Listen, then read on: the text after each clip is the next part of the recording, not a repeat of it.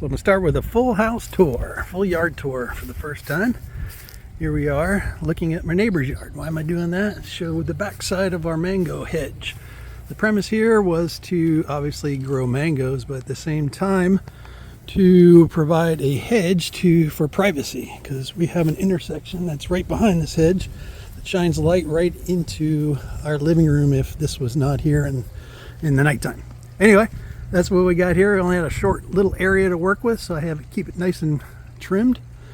And we have two species of mango here. We have a Kerry mango here in front.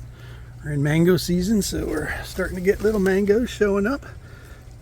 They're not very big yet, but we got a ways to go. So the Kerry mango, it's right here. It's a very tropical mango. It grows a little bit wider than it does tall, or equally if you would. So that's this first one. The second one over here, right next to it, and they're grown extremely close together, only about 6 feet apart, is a Coggeshall mango, or maybe Coggeshall, different ways to pronounce it, but it is to what you want to say. So these things are a little ahead of the Kerrys.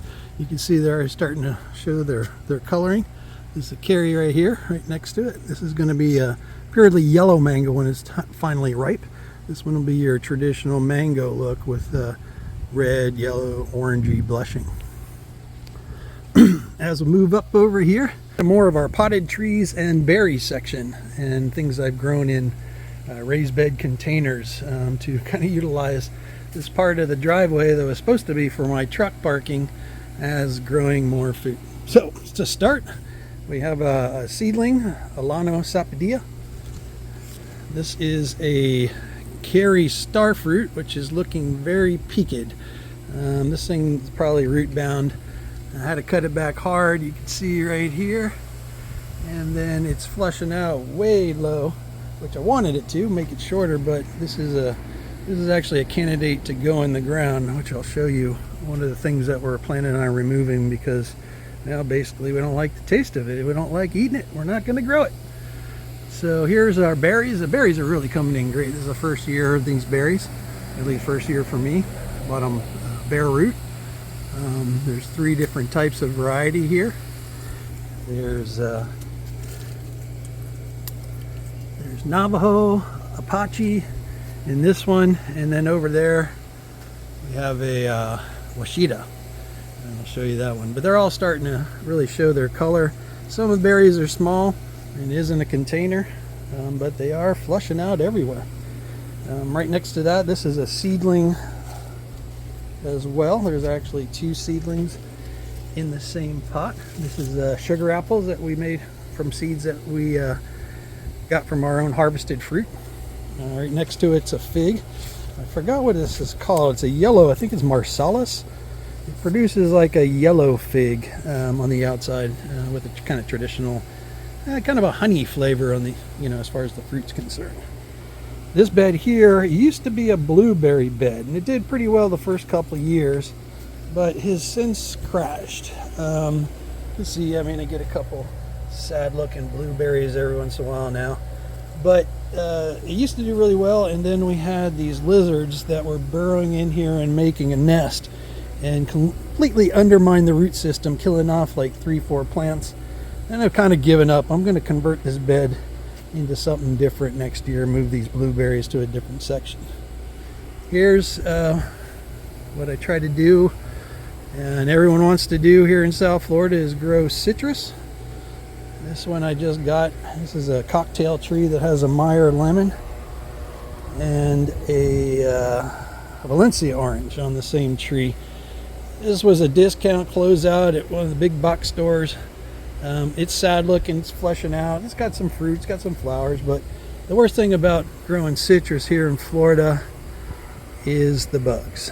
You can get the nutrition right, you can get the soil right. Obviously we get sun for days, you can keep the watering correct, but going after the bugs and killing these bugs is a full-time job. The worst is the citrus leaf miners. You can see just about every leaf on all my citrus has been attacked. And yeah, you can spray for this, but you'd be spraying every day to try and keep these things in control, and it's just not going to do it. pretty much a survival of the fittest to my property. So this doesn't make it, well, there's 20 bucks down the drain. Yeah, only 20 bucks. It was a closeout. Over here is more of the this bed actually has the other batch of blueberries, and these are much bigger blueberries here. This one is just about on the side of getting ripe. Some more coming in here. You can see they're roughly about the size of a thumb. So as they fatten up, so these are some nice blueberries. These are the Washita. This seems to be a better breed for us here than the other two, but it also has it only has itself in this container, actually, with some snow peas that was probably providing it some incremental nitrogen. Behind the gate is another bed. This bed's just pretty much anything I want to throw in it. This year I threw in a bunch of brassicas down at the bottom, a couple cabbages. There's a little guy that's ready to be harvested. Up here I grew some tomatoes on this lattice, and now the snow peas are taking over. And then of course the blackberries are running over here now as well. Here's some strawberries that I tried to grow in here. They did okay. Here's a strawberry right there. A little sad thing, but this thing also had a problem with it. You can see it's sinking. I think there's a hole in the bottom from more of the blackberries. This is actually a good sign. The blackberries, looks like things are dying here, but actually it's the old growth dying off, and then there's new buds coming in right there. That's what happened with this guy. Popped out, new bud came in, started flowering. That bud started developing, and then it'll start flowering. So all this in theory could turn into a whole bunch of blackberries as time goes on. The other side here, last of the tomatoes in this container. Here's the biggest project that we did here in the front yard. We took out our grass and put in a stream fountain. It starts here at the top, bubbles off of this rock, and then flows downstream, wraps around that tree, which is a Mame sapote. It's only been 3 years in the ground now, maybe it's on its third year in the ground. It's flowered a couple times. It actually had a fruit on it once, but it dropped it, so maybe fruit next year. Some cannas. This is a Turk's cap that we put in there that does not like its position. I think it's a little too dry for that. We'll probably be relocating it. I just put it in a few days ago. Here's a little pomegranate that's popping off. Little pomegranates, a very small tree right now. We'll see how it gets and see if we get some decent sized pomegranates, but we've eaten a couple seeds out of there, and they're not too bad. This is a finger lime in the back here.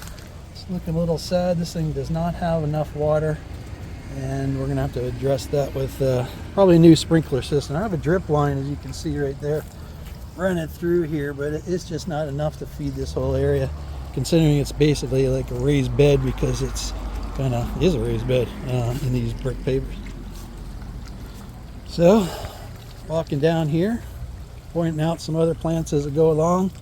I don't really know the names of the cosmetic plants, so I really can't point those out, but I can tell you some more of the edibles. This is mint we have growing along here that makes it really nice to kind of walk across it and smell the mint.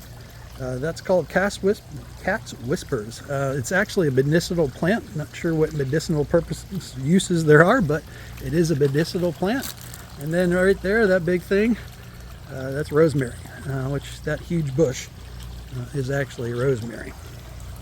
We use that obviously quite often, get to share it with everyone because it produces tons of rosemary. All right, walking down here as the stream goes around. Get a little closer look, update on the stream. Kind of comes down here, comes down, hits a fall there. It's another fall here. Flows through this rock here, and then wraps around and ends on the other side of this cattails, which is actually a volunteer. We didn't plant these cattails. Take all the not contaminants, but the dirty, the nitrogens and all that, and we'll eat all that out of the water along with those cannas. So I really don't have to do much but spray it down every once in a while for some string algae to maintain it, because it's kind of a natural system. And it only runs during the daytime. It kind of comes around here as it wraps around this area here.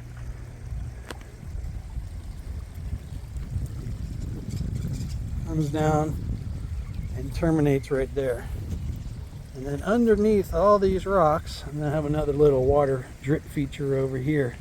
But underneath all this whole area is 5 containers to make an underground water reservoir. So at nighttime, this whole fountain stops, and all the water then drains down into the underground reservoirs, so as to not to have standing water during the evening. Just don't want to attract more and more creatures at the nighttime, and or liability with having an open water pond if some kid potentially falling into it and drowning. So we kind of do it the safest way, but still have the water feature and get all the benefits of all the birds that like to come over here and take their bath.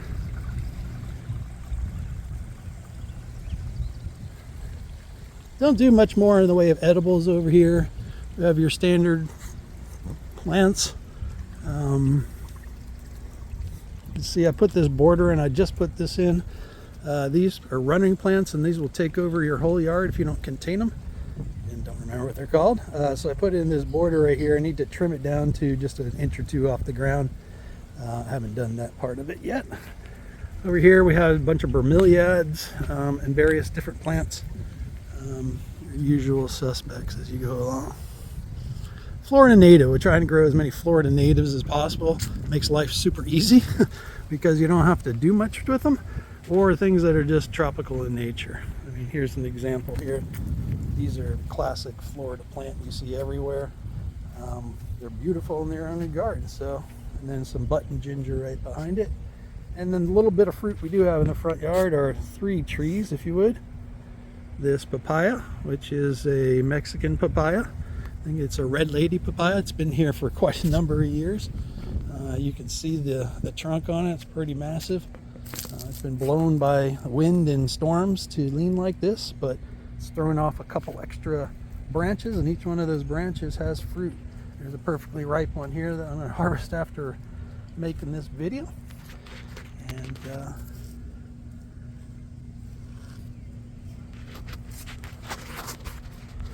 the other 2 trees we have is this Jamaican strawberry tree. It's a monstrous tree. This is one that actually might not make it in the yard long-term wise. The thing produces a ton of fruit. Here's some fruit right here. Example, and a ripe one. Tastes like cotton candy. Turn this one. It's about as big as they get. It's a kind of a good size one even. Could get a little on the redder side. Looks like something hit it. But they taste like cotton candy. It's awesome fruit, but the tree is super aggressive and it grows like a weed here. And I have been trimming it back, and it's still taken over half the road and half of the sidewalk. So just because there's basically sheer management, it might be a tree that we're just not going to be able to keep. Oop, there's another fruit. Get it before I forget it. Oh yeah, that's a good one too.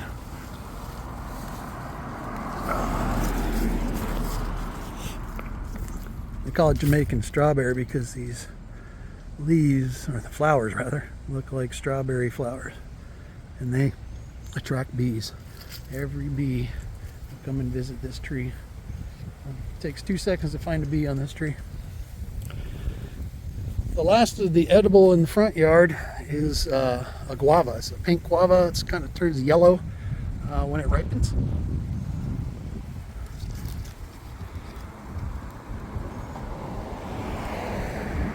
And probably the size of, they're not exactly round, but smaller than a tennis ball, bigger than a golf ball kind of size.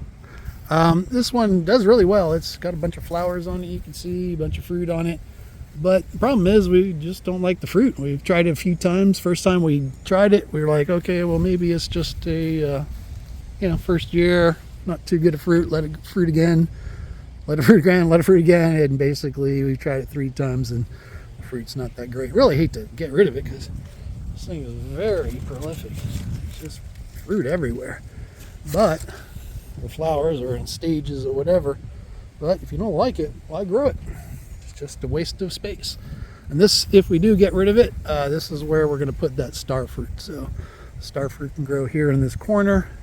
Not worried about people taking some. Star fruit will produce thousands of fruits, so it's one of those fruits that you don't worry about sharing because you got so much of it. Might as well just continue up the path here in the front yard. Again, this is pretty where to grow a lot of edibles as well. You'll see everywhere sweet potatoes running, but also you'll see everywhere the sweet potatoes have been munched on. So lots of things eat it. Mostly the iguanas around here eat the sweet potatoes.